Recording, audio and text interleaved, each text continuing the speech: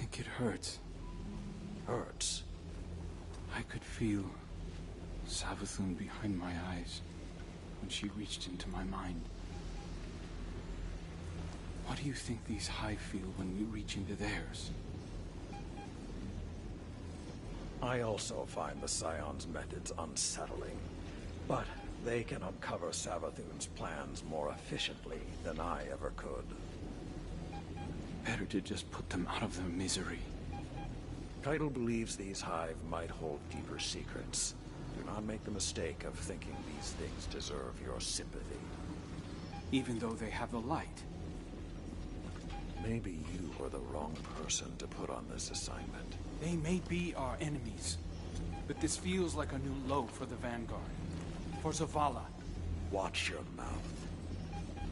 You New Light see Zavala as some toothless diplomat, but you wouldn't believe what he sacrificed to become the man he is. Someone who will make the hard choice, and make sure his people understand why. And I can't wait to hear the speech about all this. You want a speech?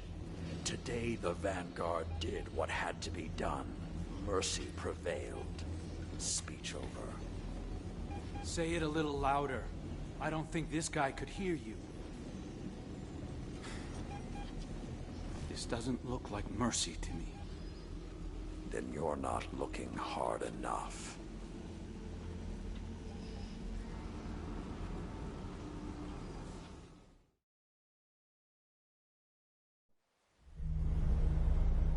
Long ago, even before there was a last city, I was deep on patrol in the old forest when a local villager sought me out.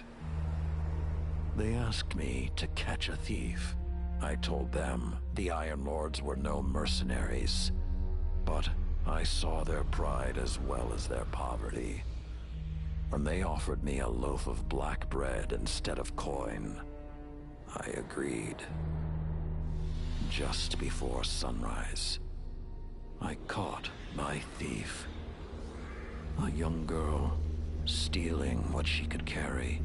Food when she could find it, coin when she couldn't, weapons to protect what she had taken. There was no fear in her eyes. She said the bandits in the forest ordered her to steal in exchange for protection. The penalty for theft in those times was death. Instead, I pulled the crest from around my neck and pressed it into her hands. I told her the wolves would protect her. In a settlement rich with stolen supplies, I found the bandits and cut them down. 38 lives to spare one. And for a time, I believed that was mercy.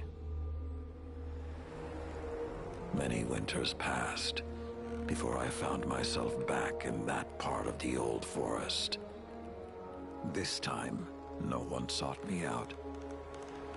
So I sought them instead. Wind blew through rotted wood and rusted metal where the village once stood. And behind it, graves.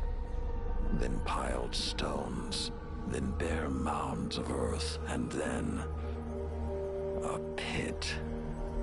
My blood was high. I tore through the forest, hunting for those responsible. Finally, in a settlement rich with stolen supplies, I found her. A lightless woman, with my crest around her neck. There was no fear in her eyes. She spoke plainly. When the villagers could no longer tithe, her wolves no longer protected them. She bled them dry, and when they had no more to give, she sent in her men, unleashed her wolves. Mercy to an enemy cannot come at the cost of mercy for their victims. The right path isn't always easy to find, But once you do, the only question is whether you're strong enough to walk it.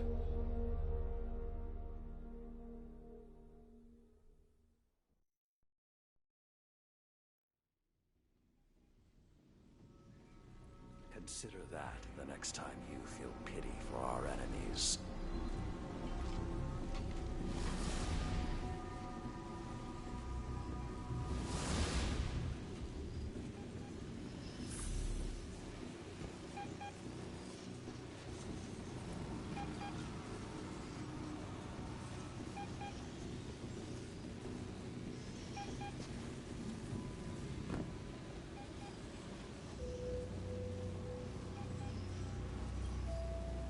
Guardian, over the last year, friends and advisors within the last city have fallen victim to psychic manipulation.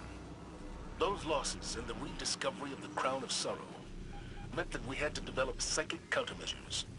So I authorized the deployment of this containment unit developed by Kaito Scions for psychic analysis of the Hive. The machine can hold the Hive in a painless limbo, neither alive nor dead. This allows Scion operatives to examine their minds, gleaning the information we need. After everything that happened to Osiris, it makes me uncomfortable to rifle through their brains like this. But Guardian lives are at stake.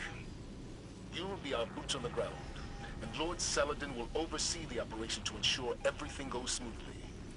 We'll only have this asset for a limited time, so make it worthwhile. Good luck.